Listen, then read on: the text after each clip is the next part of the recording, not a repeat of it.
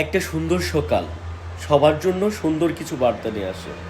যারা ঘুম থেকে সকালবেলা ওঠে তাদের জন্য সারাদিনের ঘন্টায় কিন্তু বেশ কিছু থাকে। আর যারা ঘুম থেকে 10টা 11টায় ওঠে তাদের জন্য কিন্তু নাস্তার পর আর বেলাই থাকে না।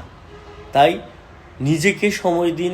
সুস্থ সুন্দর জীবন গড়তে হলে, একটা ডায়াবেটিক্স মুক্ত জীবন গড়তে হলে অবশ্যই সকাল 8টার আগে ঘুম থেকে উঠতে হবে।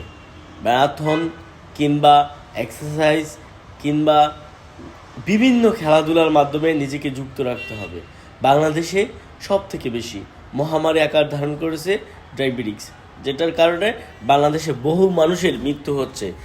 ক্যান্সার কিংবা যে সকল বড় বড় রোগ আছে, সব কিছু রোগের মাদার যেই রোগটা বলা হয় সেটাই কিন্তু ডায়াবেটিক্স।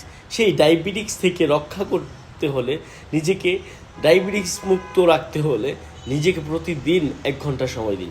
সুস্থ থাকুন, সুন্দর জীবন গড়ুন। আল্লাহ হাফেজ। আসসালামু আলাইকুম।